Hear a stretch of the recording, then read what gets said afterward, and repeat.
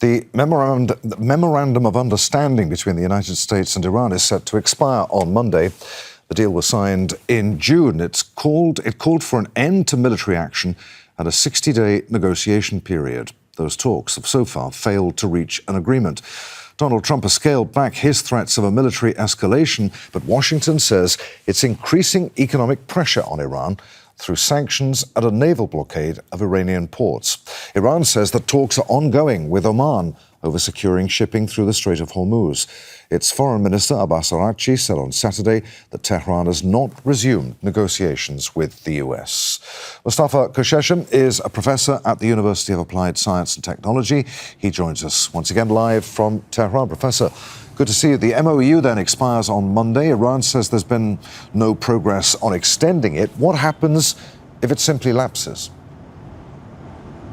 Hello, Adrian, and thanks for having me.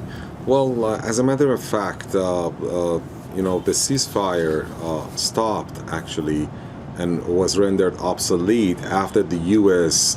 Didn't comply with the terms of the agreement or the MOU, especially the first 5 items or paragraphs, releasing Iranian assets and removing oil sanctions and withdrawal of Israel from southern Lebanon, and also removing the blockade. Ever since the blockade was the sea blockade by the United States was placed back, this 60-day long deadline or period was obsolete. But now formally, just over the paper, it is said that the deadline has ended. I believe the two sides are preparing themselves for tough situation in the next few weeks or months. If you just take a look at the appointment of the Iranian Secretary of Supreme National Security Council, General Mohsen Rezai, as well as the appointment of new commanders, you will come up with the same idea. If you just check the tone of the Iranian foreign minister in phone talks with his German and French counterparts, you will come up with the same idea. On the opposite side, the United States, if you just check what the U.S. Treasury or Donald Trump himself are saying, just a couple of nights ago, probably, he said that when we are done with the Iran situation or file, Hormuz Strait will be a U.S. territory. That's a big, very big, pompous word. But this shows the tensions are being escalated. All right.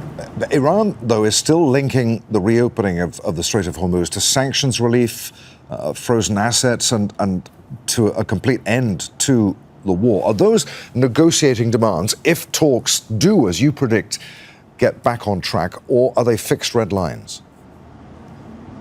No, they are red lines. And one more item has also been added, as the new Secretary of Iran's Supreme National Security Council, Major General Mohsen Rezai, said peace in Gaza also has been stressed by him, and that's another condition.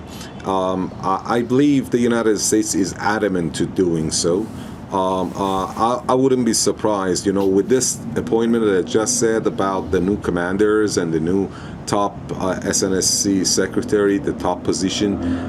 This new combination is showing that Iran has reshuffled the strategy. If you just check the decree of the Iranian Supreme Leader to the new IRGC Commander General Vaidi, you can see that he's speaking of his demands from the new IRGC General, saying that he needs to elevate the combat operations for offensive operations. So this means that on the military side, Iran is preparing themselves. But on the political side, if there is to be some kind of negotiations or anything, I believe there will be more demands by Tehran right now. I wouldn't be surprised if Iran also mentions removal of sanctions against Yemen, stop the U.S. indemnity payment of war indemnity and reparations, and also a number of other items. I believe one other is denuclearization of Israel. I want to get one more question in. Does Tehran believe that time is working in its favor as Monday and the expiry of the memorandum approaches, or does that expiry materially increase the risk of another major military escalation? Well, I believe Tehran has come up with this idea that anyway, Donald Trump is willing for another final round of war, full-fledged war. And if this happens, Iran has prepared itself to spread this war, its response to such kind of war. But from the viewpoint of time, well, time is pressuring both sides' economies. Iran has learned throughout the past 4 decades how to cope with economic pressures. But I believe Tehran thinks that the U.S. Is under more increasing pressure because crude prices will go up as the winter season is getting close, and as the election in the U.S., the midterm election is nearing. So Tehran believes that the United States will be under much more pressure.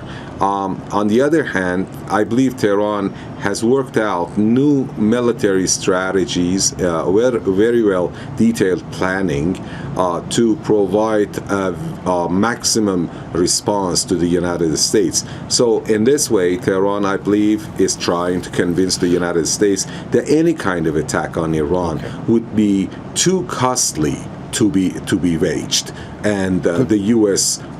Tehran aims that the U.S. would go for real agreement and real talks. Good to talk to you again, Professor. Many thanks indeed. Mostafa Khosh then in Tehran.